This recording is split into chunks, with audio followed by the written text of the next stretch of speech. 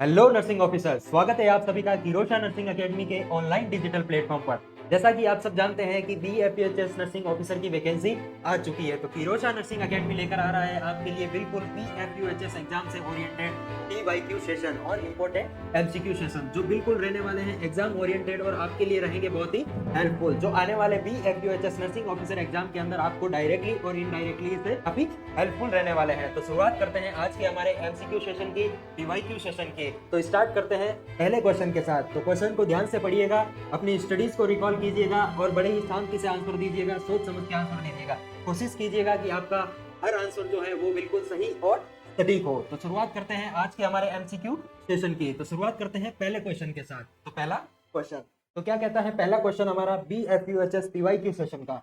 तो पहला क्वेश्चन कहता है time interval, the time interval between the invasion by infectious agent and the appearance of the first signs and symptoms of disease is. यानी question हमसे कह रहा है कि इन्फेक्शियस एजेंट के इन्वेजन से लगा के फर्स्ट साइन सिम्टम आने तक के पीरियड को हम क्या कहते हैं। तो ऑप्शन क्या कहते हैं, तो ऑप्शन कहता है, पहला ऑप्शन क्या कहता है, लेटेंट पीरियड, है ना। क्या इन्फेक्शियस एजेंट की एंट्री से लगा के फर्स्ट साइन सिम्टम तक के पीरियड को हम लेटेंट पीरियड कहते हैं, क्या उसको क्वारंटाइन कहते हैं, या उसको इंक्यूबेशन पीरियड कहते हैं, या उसको इंक्यूबेशन पीरियड कहते हैं, या उसको क्या कहते हैं, टर्मिनेशन पीरियड कहते हैं। तो हम आज चर्चा करते हैं एक से दो ऐसे पीरियड के अंदर। ये क्वेश्चन जो हमारा ये कम्युनिटी हेल्थ नर्सिंग से रिलेटेड है, जिसके अंदर हम कुछ इंटरवल्स पढ़ते हैं, कुछ पीरियड्स पढ़ते हैं। तो आइए चर्चा करते हैं एक से दो पीरियड्स पे और देखते हैं कि इस सवाल का जवाब हमारा क्या रहने वाला है। तो जब आप कम्युनिटी हेल्थ नर्सिंग पढ़ते हैं, किसी भी डिजीज को पढ़ते हैं, तो हम मेनली दो पीरियड्स हम पढ़ते हैं, है ना। तो पहला जो पीरियड होता है उसको क्या कहते हैं, इनक्यूबेशन पीरियड, है ना। क्या होता है, इनक्यूबेशन पीरियड।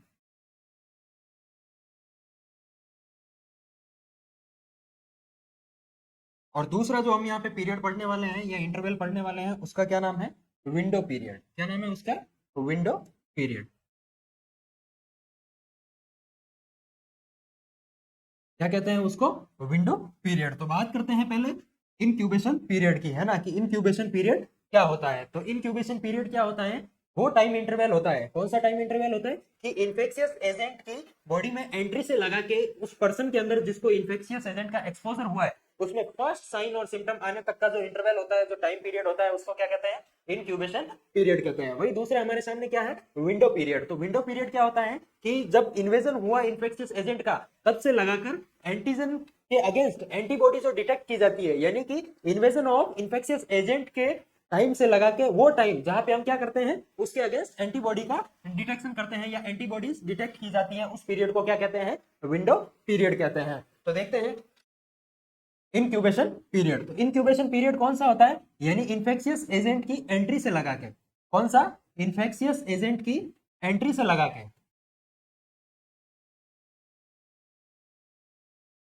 एंट्री से लगा के कौन सा, फर्स्ट साइन एंड सिम्टम आने तक का, कौन सा, first sign and symptom appear होने तक का जो टाइम पीरियड होता है, उसको क्या कहते हैं, हम क्या कहते हैं उसको, इंक्यूबेशन पीरियड कहते हैं। कौन सा पीरियड कहते हैं, इंक्यूबेशन पीरियड कहते हैं। दूसरा हमारे सामने क्या है, विंडो पीरियड। विंडो पीरियड क्या होता है, तो विंडो पीरियड यानी entry of infectious agent, entry या invasion of infectious agent,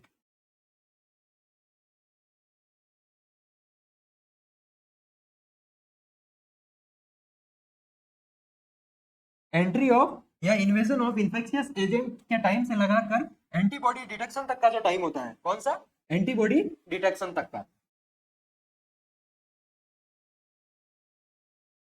antibody detection तक का जो टाइम पीरियड होता है, उसको क्या कहते हैं, विंडो पीरियड कहते हैं। तो कम्युनिटी हेल्थ नर्सिंग के अंदर ये दोनों पीरियड आपके लिए इंपॉर्टेंट रहने वाले हैं और एग्जाम के अंदर इनसे क्वेश्चन पूछा जा सकता है कि इनक्यूबेशन पीरियड कौन सा है या विंडो पीरियड कौन सा है। तो इनक्यूबेशन पीरियड आपको याद रखना है कि इन्वेजन से लगा के फर्स्ट साइन सिम्टम आने तक का जो टाइम पीरियड होता है, जो टाइम इंटरवल होता है, उसको क्या कहते हैं, इनक्यूबेशन पीरियड कहते हैं। और दूसरा जो विंडो पीरियड होता है, इसको आप कैसे याद रखोगे, विंडो पीरियड, है ना, विंडो पीरियड के अंदर क्या आता है, डी आता है ना। तो डी से आपको याद रखना है डिटेक्शन ऑफ एंटीबॉडीज। क्या याद रखना है, डिटेक्शन ऑफ एंटीबॉडीज।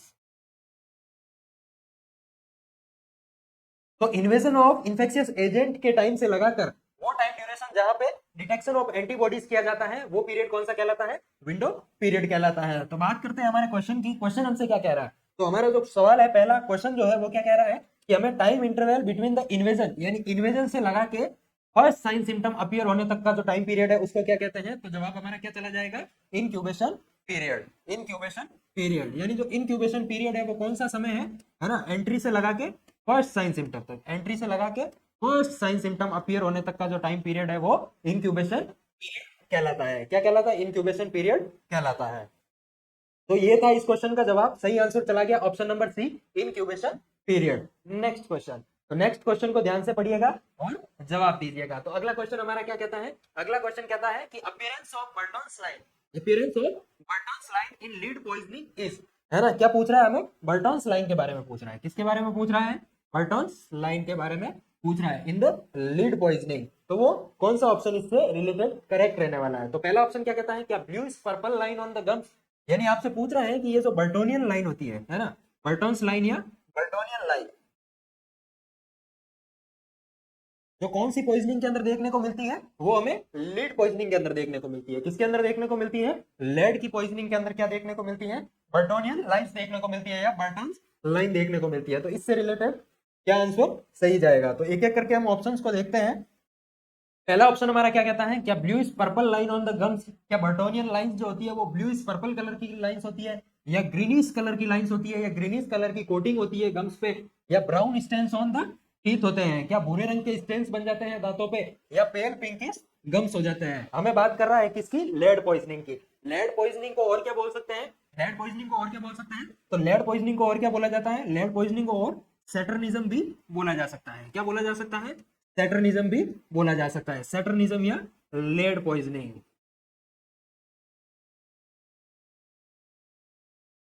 सैटर्निज्म या लेड पॉइजनिंग। इसके अंदर एक साइन हमें देखने को मिलता है, Burton's line in the lead poisoning, यानी लेड पॉइजनिंग के अंदर हमारे जो गम्स होते हैं उनके अंदर कैसी लाइंस देखने को मिलती हैं? बर्टन्स लाइंस देखने को मिलती है। और क्वेश्चन हमसे क्या पूछ रहा है? क्वेश्चन हमसे पूछ रहा है कि बर्टन्स लाइन कैसी होती है। तो आपको याद रखना है कि लीड पॉइजनिंग के अंदर जो बर्टन्स लाइन होती है वो कैसी होती है? वो ब्लूइश पर्पल कलर की होती है। कैसी होती है? ब्लूइश पर्पल कलर की लाइन होती है गम्स के ऊपर, जो हमें लेड पॉइजनिंग के अंदर देखने को मिलती है या सैटर्निज्म के अंदर देखने को मिलती है। एक और क्वेश्चन हम यहाँ डिस्कस करते हैं कि यदि आपसे पूछा जाए कि अर्लीस्ट साइन क्या है, क्या है अर्लीस्ट साइन, क्या है लेड पॉइजनिंग का? Earliest sign of lead poisoning,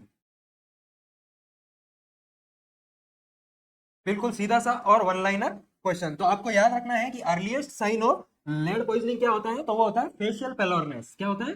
facial पेलोरनेस, यानी जिस किसी भी व्यक्ति को लेड की पॉइजनिंग हो जाती है उसके अंदर सबसे पहला साइन क्या देखने को मिलता है? तो वो देखने को मिलता है चेहरे पे पीलापन, यानी चेहरा पीला पड़ जाता है, फेशियल पेलोर हो जाती है। तो दो आपको चीजें याद रखनी है, एक तो बर्टन्स लाइन कौन सी डिजीज के अंदर देखने को मिलती है, कौन सी एब्नॉर्मेलिटी के अंदर होती है? तो लेड पॉइजनिंग के अंदर आपको ब्लूइश पर्पल कलर की लाइन देखने को मिलती है गम्स पे, तो उसको क्या बोलते हैं? बर्टन्स लाइन बोलते हैं। दूसरा, यदि आपसे पूछा जाए कि अर्लीस्ट साइन क्या है लीड पॉइजनिंग का, यानी जिस पेशेंट को लीड का पॉइजनिंग हुआ है उसके अंदर अर्लीस्ट साइन कौन सा होगा? तो वो होता है फेशियल पेलोर। कौन सा होता है? फेशियल पेलोर। तो बढ़ते हैं नेक्स्ट क्वेश्चन की। तो नेक्स्ट क्वेश्चन हमारा क्या कहता है? इसको ध्यान से पढ़िएगा। नेक्स्ट क्वेश्चन हमारा कहता है ग्रे बेबी सिंड्रोम। किसके बारे में पूछ रहा है? ग्रे बेबी सिंड्रोम के बारे में पूछ रहा है कि grey baby syndrome is caused by, नीचे हमें ऑप्शंस के अंदर कुछ एंटीबायोटिक या अदर ड्रग्स दी हुई है जो ऑप्शन के अंदर दी हुई है, और क्वेश्चन हमें पूछ रहा है क्या कि ग्रे बेबी सिंड्रोम इनमें से कौन सी मेडिकेशन के साथ, कौन सी ड्रग के साथ जो एज ए साइड इफेक्ट हमें देखने को मिलता है, क्या ग्रे बेबी सिंड्रोम। तो ग्रे बेबी सिंड्रोम कौन सी ड्रग के साथ आपको देखने को मिलेगा? तो बात करते हैं पहले डी ऑप्शन की, है ना। डी ऑप्शन क्या है? टेट्रासाइक्लिन। टेट्रासाइक्लिन कौन सी कैटेगरी की ड्रग है? तो टेट्रासाइक्लिन एक एंटीबायोटिक है। क्या है? एंटीबायोटिक है। और टेट्रासाइक्लिन के साथ क्या देखने को मिलता है? तो आपको याद रखना है कि टेट्रासाइक्लिन के साथ हमें क्या देखने को मिल सकता है? हमें देखने को मिल सकता है टीथ स्टेनिंग। क्या देखने को मिल सकता है? Teeth staining. यदि आपसे पूछा जाए कि कौन सी एंटीबायोटिक है जो परमानेंट टीथ स्टेनिंग करवाती है, तो टीथ स्टेनिंग का जो साइड इफेक्ट है वो किसका है? टेट्रासाइक्लिन नाम की एंटीबायोटिक जो है वो परमानेंट टीथ डिस्कलरेशन करवाती है या टीथ स्टेनिंग करवाती है। इसलिए इसको क्या किया जाता है? बच्चों में अवॉइड किया जाता है ना। जिन बच्चों के अभी दांत आ रहे होते हैं ना, टीथ है ना आने वाले होते हैं, तो उनके अंदर कौन सी ड्रग अवॉइड करते हैं? तो टेट्रासाइक्लिन एंटीबायोटिक अवॉइड करते हैं, क्योंकि ये परमानेंट टीथ स्टेनिंग करवाती है या परमानेंट डिस्कलरेशन ऑफ टीथ करवाती है। अगला ऑप्शन क्या कहता है? वेंकोमाइसिन। तो वेंकोमाइसिन से आपको याद रखना है, वेंकोमाइसिन नाम की ड्रग क्या करवाती है? तो ये रेडमैन सिंड्रोम करवाती है। क्या करवाती है? रेडमैन सिंड्रोम करवा सकती है। तो आपको याद रखना है वेंकोमाइसिन के साथ क्या? Redmayne syndrome. ये भी एक एंटीबायोटिक एंटीमाइक्रोबियल ड्रग है जो क्या करवाती है, रेडमैन सिंड्रोम करवाती है, जो क्या करवा सकती है, रेडमैन सिंड्रोम करवा सकती है। अगला ऑप्शन एम्पोटेरिसिन, एम्पोटेरिसिन बी। तो ये जो एम्पोटेरिसिन बी होती है, आपको याद रखना ये कौन सी कैटेगरी की ड्रग होती है, तो ये है एंटी फंगल कैटेगरी की ड्रग होती है। कौन सी ड्रग होती है, एंटी फंगल कैटेगरी की ड्रग होती है ना। कोरोना के बाद जिन पेशेंट्स को ब्लैक फंगस हो रहा था, क्या हो रहा था, ब्लैक फंगस हो रहा था, उनको क्या, तो कौन सी ड्रग दी जाती थी, तो उनको एंटी फंगल ड्रग दी जाती थी, एम्पोटेरिसिन बी। अब ये जो एम्पोटेरिसिन बी ड्रग है, ये क्या करवाती है, तो ये एक नेफ्रोटॉक्सिक ड्रग होती है। कैसी होती है, नेफ्रोटॉक्सिक ड्रग होती है। तो आपको याद रखना है एम्फोटेरिन के साथ,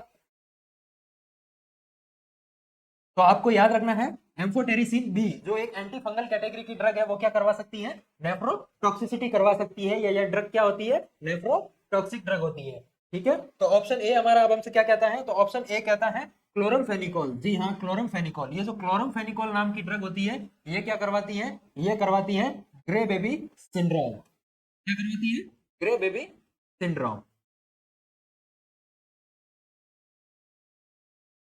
तो ये कुछ ड्रग्स थी जो अलग अलग प्रकार के साइड इफेक्ट जो सिर्फ इनके साथ एसोसिएटेड होते हैं, वो हमने डिस्कस किया। क्या किया, इनके साथ जो एसोसिएटेड होते हैं वो डिस्कस किया। अब कुछ और ड्रग्स भी आपको याद रखनी है जो कुछ और साइड इफेक्ट्स भी करवाते हैं, तो हम इन सबको एक साथ पढ़ने की कोशिश करते हैं, है ना। पहला हम क्या पढ़ने हैं, रेडमैन सिंड्रोम। क्या करवाते हैं, रेडमैन सिंड्रोम। तो रेडमैन सिंड्रोम कौन सी मेडिकेशन से होता है।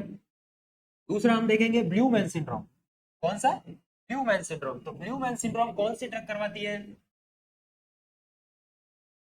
ना। और तीसरा हम देखेंगे क्या, grey baby syndrome, grey baby syndrome. तो ये ग्रे बेबी सिंड्रोम कौन सी ड्रग करवाती है। और चौथा हम देखेंगे क्या, ब्रॉन्ज, ब्रॉन्ज डिस्कलरेशन, है ना।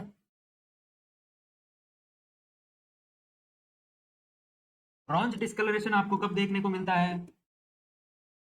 और पांचवा हम देखेंगे क्या, कि ग्रे बेबी सिंड्रोम कौन सी ड्रग करवाती है।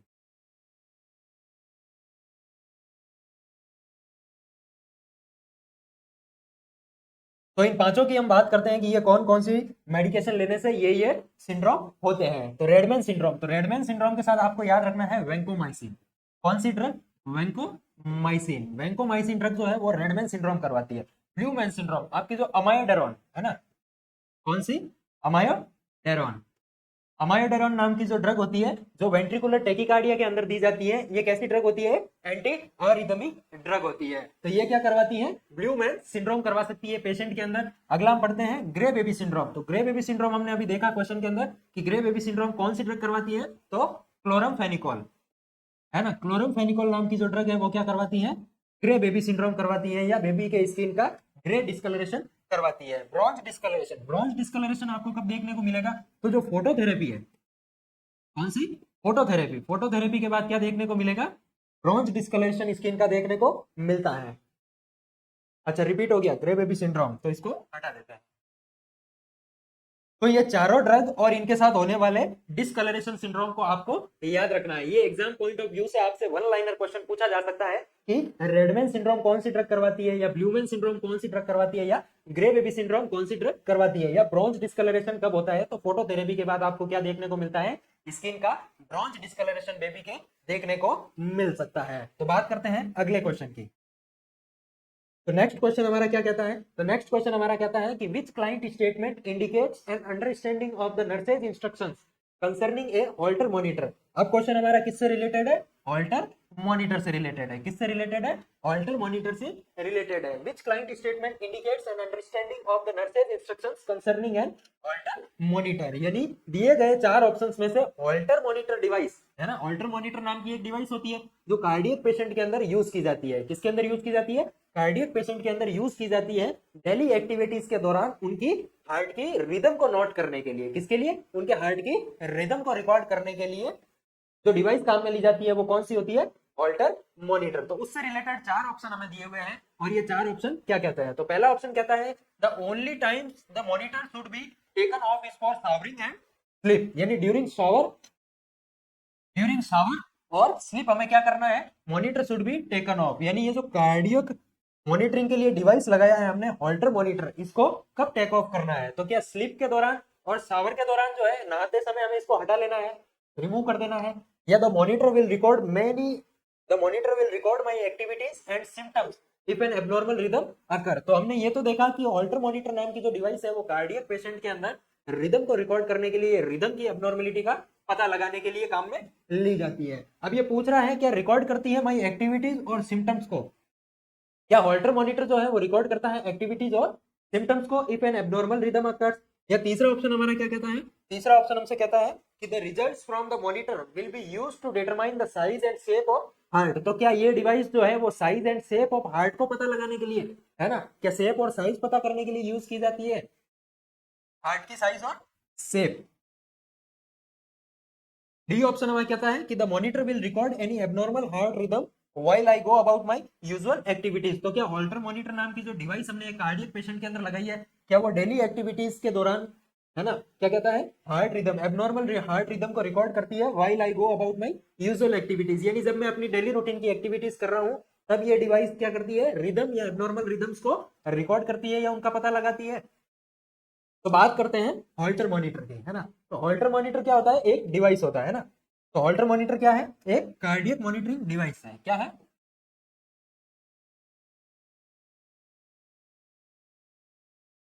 Halter monitor. तो हॉल्टर मॉनिटर क्या होता है, ये होता है एक कार्डियक डिवाइस, है ना। क्या होता है, कार्डियक डिवाइस, है ना, जो कैसा दिखता है, कुछ ऐसा दिखता है ना, कुछ ऐसा दिखता है। और इसके अंदर क्या होती है, हार्ट की रिदम्स रिकॉर्ड होती है ना। यानी पर्सन जो है वो डेली लाइफ की एक्टिविटीज के दौरान जिसको कार्डियक हॉल्टर मॉनिटर लगा हुआ है वो क्या करता है, यूजुअल एक्टिविटीज, यानी जब वो अपनी यूजुअल एक्टिविटीज करता है, सोता है, चलता है या कोई छोटा मोटा काम करता है, तो उसके दौरान उसके हार्ट के एबनॉर्मल रिदम्स को रिकॉर्ड करने का काम कौन करती है, तो वो हॉल्टर मॉनिटर नाम की डिवाइस करती है। और इसको क्या किया जाता है, आदमी के गले में पहना दिया जाता है। क्या किया जाता है, गले में पहना दिया जाता है। यानी यहाँ एक ऐसी माइक जो लगा हुआ है, इसके आसपास एक ऐसी सी डिवाइस लगी हुई होती है जिसको नेक में टांग दिया जाता है, और ये हार्ट से थोड़ी अटैच होती है, पास होती है। तो ये क्या करती है, एबनॉर्मल रिदम्स को रिकॉर्ड करती है और मॉनिटर करती है ना। तो ये जो ऑल्टर मॉनिटर है ये क्या कम से कम 24 घंटे पहना हुआ होता है, कितने, 24 आवर्स टू 48 आवर्स तक। कितने देर तक, 24 आवर्स टू 48 आवर्स तक ये कंटिन्यूस मॉनिटरिंग करता है।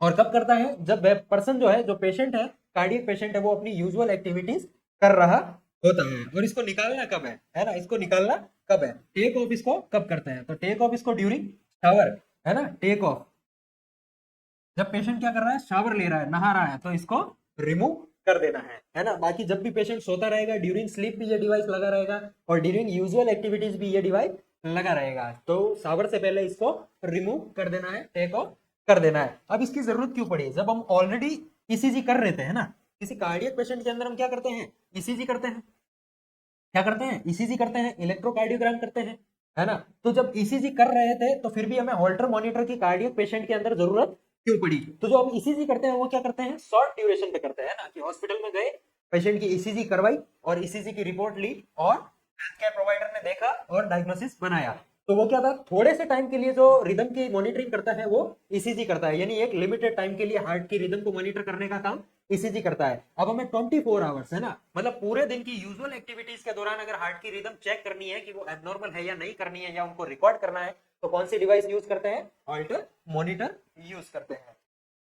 तो बात करते हैं कि हॉल्टर मॉनिटर से रिलेटेड कौन सा ऑप्शन सही रहने वाला है। तो क्या, the only time the monitor should be taken of is showering and sleep. तो शावरिंग के दौरान तो हम इसको रिमूव करते हैं, लेकिन स्लीप के दौरान रिमूव नहीं करते हैं, इसलिए ये ऑप्शन हमारा गलत चला गया, है ना। शावर के दौरान यानी before taking shower we remove the Holter monitor या take off the Holter monitor device, but during sleep it should be intact, है ना, कि ड्यूरिंग जब पेशेंट सो रहा होगा तो हॉल्टर मॉनिटर उस पे साथ रहेगा, उसके साथ अटैच रहेगा।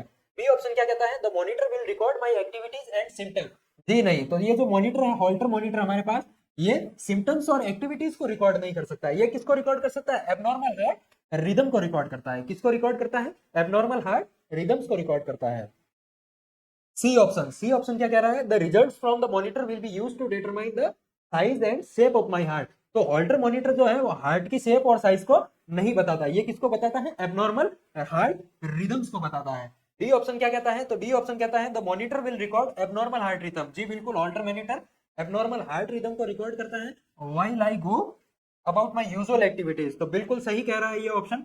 क्या कह रहा है कि जब क्लाइंट जो है अपनी यूजुअल एक्टिविटीज कर रहा है, पेशेंट जो है अपनी यूजुअल एक्टिविटीज कर रहा है, डेली लाइफ की एक्टिविटीज कर रहा है, उसके दौरान एबनॉर्मल हार्ट रिदम्स को रिकॉर्ड करने का काम किसका होता है? तो वो ऑल्टर मॉनिटर का होता है। तो करेक्ट आंसर हमारा क्या चला गया? ऑप्शन डी, यानी Holter monitor is a cardiac monitoring device which is used, है ना, which is used to record abnormal rhythms of heart during usual activities या डेली लाइफ एक्टिविटीज। तो नेक्स्ट क्वेश्चन, तो नेक्स्ट क्वेश्चन हमारा क्या कहता है, इसको भी ध्यान से पढ़िएगा। नेक्स्ट क्वेश्चन हमारा है किससे रिलेटेड? तो पढ़ते हैं, what should the nurse teach a client who is taking anti hypertensive. क्या कहता है कि ये क्लाइंट है जो एंटी हाइपरटेंसिव ड्रग्स पे है। कौन सी मेडिकेशन क्लाइंट को दी जा रही है? एंटी हाइपरटेंसिव ड्रग दी जा रही है to do minimise orthostatic hypotension. यानी ये क्लाइंट है जो किस पे है, कौन सी मेडिसिन ले रहा है? एंटी हाइपरटेंसिव मेडिकेशंस ले रहा है। अब उसको अंदर क्या होने के चांसेस है? ऑर्थोस्टैटिक हाइपोटेंशन होने के चांसेस है। क्या चांसेस है? ऑर्थोस्टैटिक हाइपोटेंशन होने के चांसेस है।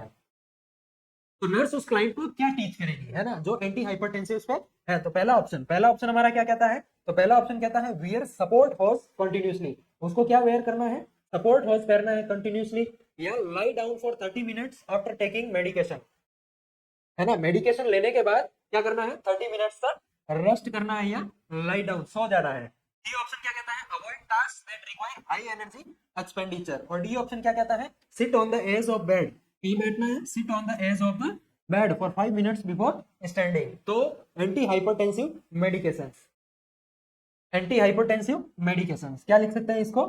एंटी HTN, है ना, एंटी हाइपरटेंशन वाली जो मेडिकेशंस होती है ना, वो क्या करती है हमारे बॉडी में? हाइपोटेंशन करवाती है। क्या करवाती है? हाइपोटेंशन करवाती है। हाइपरटेंशन का क्लाइंट कौन है? जिसका बीपी बढ़ा हुआ है, और उसको हमने क्या दिया? एंटी हाइपरटेंसिव मेडिकेशन दी है। और वो एंटी हाइपरटेंसिव मेडिकेशन क्या करवाएगी? बीपी को कम करवाएगी या हाइपोटेंशन करवाएगी। अब हमसे क्या पूछ रहा है कि उसके अंदर रिस्क कौन सा है? तो उसके अंदर रिस्क है किसका? Orthostatic hypotension.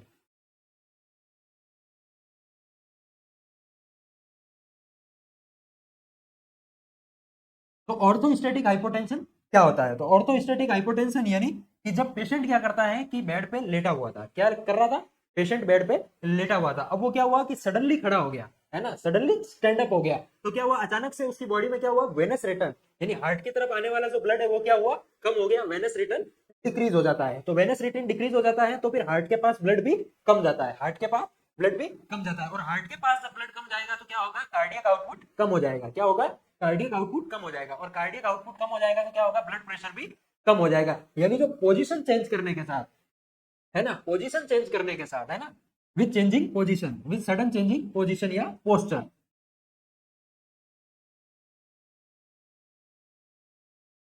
With sudden changing of position या पोस्चर,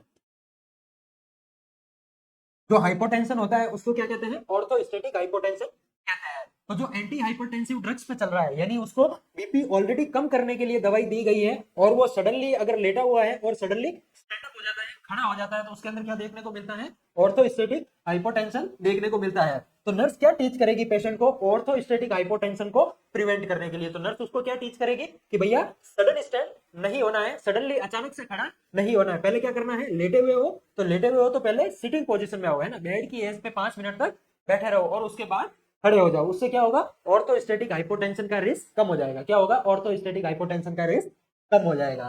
तो नर्स क्या एडवाइस करेगी, क्या टीच करेगी पेशेंट को? तो नर्स टीच करेगी पेशेंट को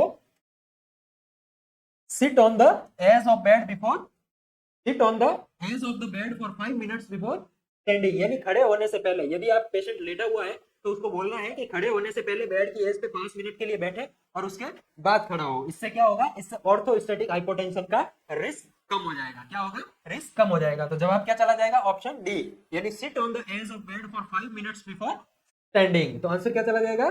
ऑप्शन नंबर डी। तो आपको याद रखना है कि जो एंटी हाइपरटेंसिव मेडिकेशंस पे चलता है पेशेंट, है ना, जो पेशेंट और एंटी हाइपरटेंसिव मेडिकेशंस पे है, उसको क्या रिस्क रहता है? ऑर्थोस्टैटिक हाइपोटेंशन का रिस्क रहता है। और उस ऑर्थोस्टैटिक हाइपोटेंशन के रिस्क को कम करने के लिए नर्स पेशेंट को क्या टीच करेगी? तो नर्स को टीच करना है कि डायरेक्टली खड़ा होने से पहले 5 मिनट आप बेड की एज पे, है ना, किनारे पे थोड़ी देर बैठ जाइए। तो बात करते हैं नेक्स्ट क्वेश्चन की। तो नेक्स्ट क्वेश्चन हमसे क्या कहता है? नेक्स्ट क्वेश्चन हमसे कहता है कि what client response indicates to the nurse that vasodilator medications is effective. अब जो पेशेंट है वो कौन सी ड्रग पे चल रहा है? वेजोडाइलेटर पे। कौन सी ड्रग्स पे चल रहा है? वेजोडाइलेटर मेडिकेशंस पे चल रहा है ना, इज इफेक्टिव। तो वेजोडाइलेशन मेडिकेशन है ना, जो वेजोडाइलेशन मेडिकेशन है वो क्या करवाती है, वेजोडाइलेशन करवाएगी। क्या करवाएगी, वेजोडाइलेशन करवाएगी। पेशेंट के अंदर क्या करवाएगी, वेजोडाइलेशन करवाएगी। तो हमें पता कैसे चलेगा कि जो वेजोडाइलेटर थेरेपी हमने दी है, वेजोडाइलेटर ड्रग्स हमने दी है, वो इफेक्टिव है ना। तो चारों ऑप्शन को देखिए और कौन सा ऑप्शन हमें बताता है। तो यदि आपको पता है कि वेजोडाइलेटर ड्रग्स कौन सी होती है और इनका काम क्या होता है, तो आप बता देंगे कि ये ड्रग कब इफेक्टिव हुई, जब उसका प्रॉपर एक्शन आ जाएगा। तो देखते हैं वेजोडाइलेटर ड्रग्स के बारे में। ऑप्शन पहला कहता है कि pulse rate decreases from 110 to 75, यानी जो हार्ट रेट है वो 110 से 75 हो गई है। या absence of adventitious breath sound, है ना, एबनॉर्मल साउंड है जो लंग्स की वो absent हो गई है। या increase in daily amount of urine production, क्या वेजोडाइलेटर ड्रग्स यूरिन के प्रोडक्शन को बढ़ाती है, या ब्लड प्रेशर को चेंजिंग करवाती है, या ब्लड प्रेशर को इफेक्ट करती है, या क्या कह रहे हैं, ब्लड प्रेशर जो है वो 154 से 126 पे आ गया है। तो बात करते हैं किसकी, वेजोडाइलेटर ड्रग्स की। किसकी करते हैं, वेजोडाइलेटर ड्रग्स की। तो हम बात करेंगे एंटी हाइपरटेंसिव मेडिकेशन की, है ना, एंटी हाइपरटेंसिव मेडिकेशन।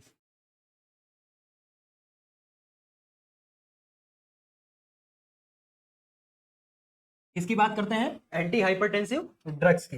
तो ये जो एंटी हाइपरटेंसिव ड्रग्स है इसकी एक कैटेगरी होती है, और उसके अंदर कौन सी ड्रग्स आती है, तो उसके अंदर आती है वेजोडाइलेटर। कौन सी ड्रग आती है, वेजोडाइलेटर। कौन सी मेडिकेशन आती है, वेजोडाइलेटर्स मेडिकेशन। इसके एग्जांपल की अगर हम बात करें तो हम एक कैटेगरी पढ़ते हैं, कौन सी, सीसीबीज। कौन सी, सीसीबीज। सीसीबीज क्या है, कैल्शियम चैनल ब्लॉकर। क्या है, कैल्शियम चैनल ब्लॉकर।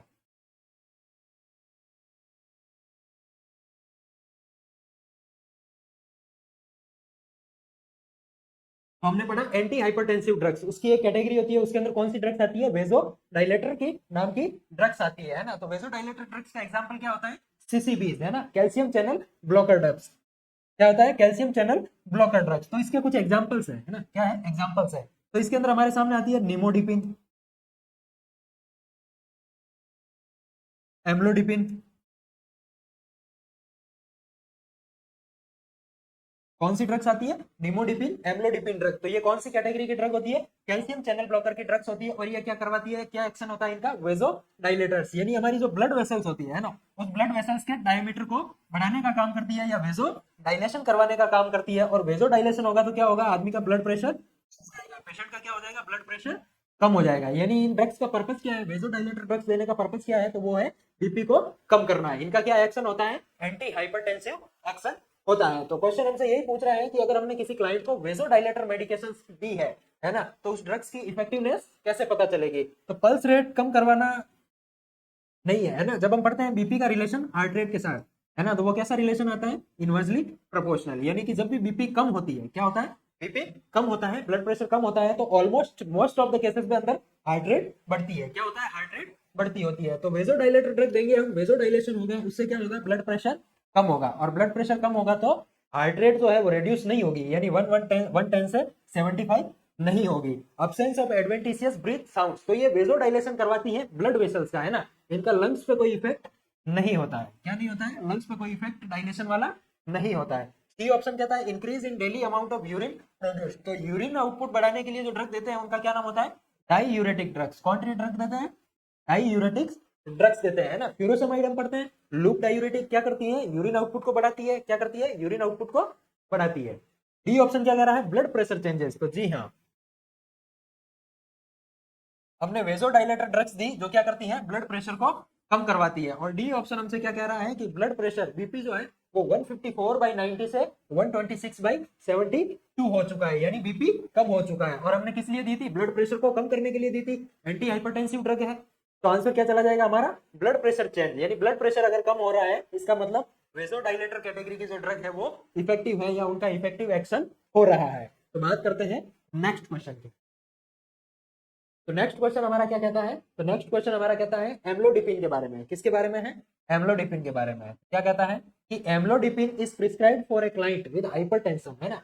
हमने अभी पढ़ा था कैल्शियम चैनल ब्लॉकर, सीसीबीज कैसी ड्रग होती है, वेजोडाइलेटर ड्रग होती है। और कौन से क्लाइंट में काम में ली जाती है, जिनका ब्लड प्रेशर हाई है, जिनको क्या है, हाइपर टेंशन है, उसके अंदर कैल्शियम चैनल ब्लॉकर नाम की दवाई दी जाती है जो वेजोडाइलेशन करवाती है और बीपी कम करवाती है। तो amlodipine is prescribed for a client with hypertension. Which response to the medication should the nurse instruct the client to report the health care provider. यानी एक क्लाइंट है जो उसको एम्लोडिपिन नाम की एंटी हाइपरटेंसिव ड्रग दी जा रही है, ठीक है। तो विच रेस्पॉन्स टू द मेडिकेशन, यानी मेडिकेशन देने के बाद ऐसा कौन सा इफेक्ट आएगा उस मेडिकेशन से, जो नर्स क्या करेगी, रिपोर्ट करेगी हेल्थ केयर प्रोवाइडर को। किसको रिपोर्ट करना है हमें, एचसीपी को, इन्फॉर्म टू एचसीपी, है ना। एम्लोडिपिन के साथ कौन सा ऐसा इफेक्ट आ रहा है, कौन सा ऐसा साइड इफेक्ट आ रहा है, जो नर्स क्या करेगी, एचसीपी को इन्फॉर्म करेगी या हेल्थ केयर प्रोवाइडर को इन्फॉर्म करेगी, डॉक्टर साहब को जाकर बताएगी। तो पहला ऑप्शन कहता है क्या, ब्लड विजन, है ना। पेशेंट के अंदर यदि ब्लड विजन है, पेशेंट बोल रहा है कि मुझे धुंधला धुंधला दिखाई दे रहा है ये मेडिकेशन लेने के बाद, तो क्या नर्स एचसीपी को बताएगी। या डिजीनेस ऑन राइजिंग, डिजीनेस यानी चक्कर आ रहा है उसको, क्या आ रहा है, चक्कर आ रहा है ना। तो डिजीनेस ऑन राइजिंग को बताएगी, या एक्सेसिव यूरिनेशन को बताएगी, या डिफिकल्टी इन ब्रीथिंग को बताएगी। तो नर्स जब भी एचसीपी को इन्फॉर्म करती है, एक बात को आपको याद रखना है क्या, कि नर्स कोई भी चीज एचसीपी तक कब इन्फॉर्म करेगी, या कोई भी बात हेल्थ केयर प्रोवाइडर तक कब जाएगी, तो जब कोई इमरजेंसी होगी, है ना। क्या होगा, इमरजेंसी होगी और नर्स उसमें कुछ नहीं कर पा रही है, तो फिर क्या होगा, वो एचसीपी को इन्फॉर्म करेगी। तो इन चारों ऑप्शंस में जो सबसे खतरनाक वाला साइन है, या सबसे खतरनाक इफेक्ट हमें कौन सा देखने को मिल रहा है, तो वो देखने को मिल रहा है एक्सेसिव ब्रीथिंग।